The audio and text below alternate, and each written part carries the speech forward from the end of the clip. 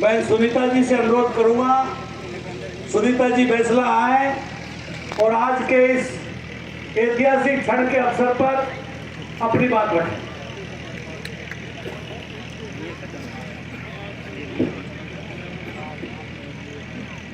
माननीय श्री भजनलाल शर्मा जी, मुख्यमंत्री राजस्थान, आदरणीय बेगम जी, मंत्री जी, सम्मानित मंच और यहाँ इस पंडाल पर जाने पहचाने चेहरे, कर्नल साहब के साथी जो कर्नल साहब को अपने हृदय में बसाते हैं और जो हमेशा कर्नल साहब के हृदय में बसे रहे, आप सबको मुंडिया की धरती पर बहुत स्वागत और मेरा नमन। जिस तरह से आज इस सच्ची धूप में आज आप इकट्ठा हुए हैं, आज से तकरीबन 2.25 साल पहले आप इसी तरह और भी भारी संख्या में यहाँ इसी भूमि पर इकट्ठे हुए थे। एक बहुत ही डिसिप्लिन मानव सुनामी थी उस दिन जब कर्नल साहब शांत हुए और यहाँ आपके सामने वाले स्थान पर वो हमेशा के लिए एक गहरी नींद सो गए, पंचतत्वों में विलीन हो गए। उस समय कर्नल साहब की विदाई थी। उस विदाई में एक बहुत बड़ा जुड़ाव था। वो सब व्यक्ति जो उस दिन कई हजारों की संख्या में जो वहां उपस्थित हुए, वो सब व्यक्ति हमेशा हमेशा हमेशा के लिए कर्नल साहब, उनकी विचारधारा, कर्नल साहब जो एक याद बन गए, उस याद का हिस्सा बन गए और उन्होंने कर्नल साहब को हमेशा के लिए अपने मन में, अपने ध्यान में, अपनी आत्मा में बसा लिया। ये जो मुंडिया की धरती है, संघर्ष की धरती है। ये जो करौली क्षेत्र की धरती है, बहुत संघर्ष की धरती है और आप सब ने कर्नल साहब के साथ में मिलकर के बहुत गहरा संघर्ष कई वर्षों तक किया। उस संघर्ष का परिणाम आप सबके सामने है। आपको आरक्षण का लाभ मिला। उसके साथ साथ कर्नल साहब ने आपके अंदर एक जागृति पैदा की और भाई विजय ने बताया कि कैसे समाज में इतना प्रोग्रेस किया है इतने 15 सालों में।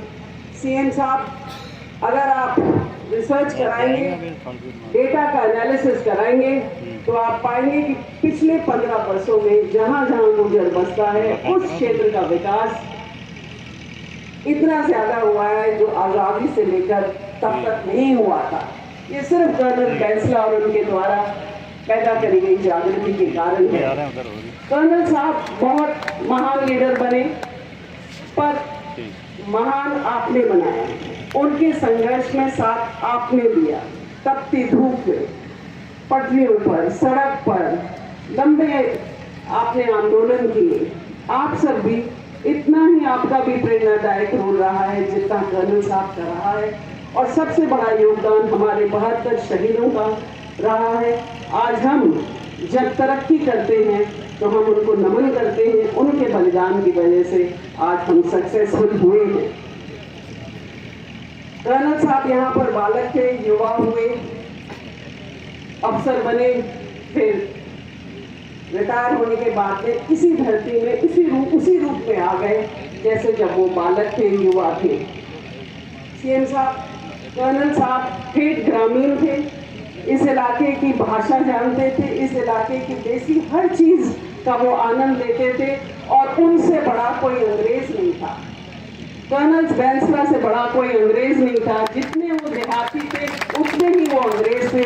जितना उन्हें वेदों का, उपनिषद का, हमारे धार्मिक ग्रंथों का, हमारे फिलोसफिकल बुक्स का ज्ञान था, उतना ही उन्हें अंग्रेजी की किताबों का, पॉलिटिक्स का, फिलोसफी का, सबका, ऑटोबायोग्राफीज का बहुत पढ़ते थे, बहुत अध्ययन करते थे। वो बहुत बड़े इंटेलेक्चुअल थे और दुनिया उनको सीमित करती है 5% आरक्षण की लड़ाई से। 5% आरक्षण की लड़ाई जो लड़ी, वो उनके जीवन का सिर्फ, उनके व्यक्तित्व का सिर्फ 5% एक रिप्रेजेंटेशन था। कर्नल साहब 95%, 95% और बहुत कुछ थे और हम धीरे धीरे उनको पहचान रहे हैं। आप लोग सब जान रहे हैं और आप सब उनको आदर करते हैं, उनका सम्मान करते हैं। एक बात मैं बताऊं आप सबको, कर्नल साहब ने नारा दिया है, अच्छी शिक्षा, अच्छा स्वास्थ्य, पढ़ी लिखी मां, कर्ज मुक्त समाज। कर्नल साहब ने जीवन में कभी कोई ऐसी बात न करी हो जिसका उन्होंने स्वयं पर प्रयोग नहीं किया। उन्होंने हमेशा अच्छी शिक्षा पे ध्यान दिया। हम बच्चों को, हम मुंडिया से निकले हुए, हमारे तो खेत बहुत ही कम थे और कर्नल साहब एक ऑर्डिनरी सिपाही थे, ऑफिसर बने, सीमित तनख्वाह, पर हम सबको बहुत अच्छा, अपनी हैसियत से बहुत ज्यादा उन्होंने हमको एजुकेशन दिया, स्वास्थ्य पर ध्यान दिया। हमारी माँ अनपढ़ थी, माँ को घर पर पढ़ाया, वो हिंदी पढ़ लेती थी, वो हिंदी लिख लेती थी, वो अंग्रेजी में बात कर लेती थी, क्योंकि वो जानते थे कि, और वो बाद में इस गांव की सरपंच भी हुई। एम्पावरमेंट, विमेन एम्पावरमेंट उन्होंने घर में ही शुरू किया। कर्ज मुक्त समाज, वो कम कपड़ों में रहे, मेरी माँ ने अपने गहने बेच दिए पर कर्जा कभी नहीं लिया हमको पढ़ाने के लिए। तो ये सारी बातें इस समाज को, वो जो उन्होंने जिया वो आपको दिया। कभी उन्होंने प्रीचिंग नहीं करी, जो उन्होंने लाइफ में अडॉप्ट किया वो आपको दिया। हमेशा बहुत बड़े गोल उन्होंने अपने सामने रखे। इस गांव में से निकले हुए हमको एमजीडी जेवियर्स में पढ़ाना 4-4 बच्चों को बहुत बड़ा गोल था।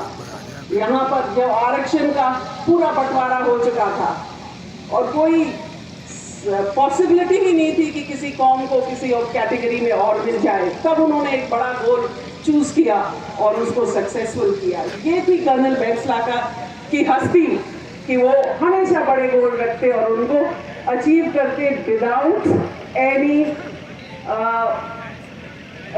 exertion or any feeling of that I can't do it. कभी उन्होंने नहीं सोचा कि मैं ये नहीं कर पाऊंगा। उन्होंने हमेशा असंभव को संभव किया। कर्नल साहब ने अपने आंदोलनों के माध्यम से गरीब किसान को सेल्फ कॉन्फिडेंस दिया, आत्मविश्वास दिया। आज आप एकत्रित हो सकते हैं, अपनी बात कह सकते हैं, प्रशासन से भी आप अपने निडर होकर के बात कह सकते हैं। ये सिचुएशन आज से 15-20 बरस पहले नहीं थी। तो ये आत्मविश्वास जो आज यहाँ झलक रहा है, ये दमकती साफे, ये चमकती लुगड़ियाँ, ये कॉन्फिडेंस कर्नल साहब का दिया हुआ है अपने समाज को, ग्रामीण समाज को, सर्व समाज को। महोदय साहब, कर्नल साहब हमेशा कहते थे कि ईस्टर्न राजस्थान बहुत बैकवर्ड है।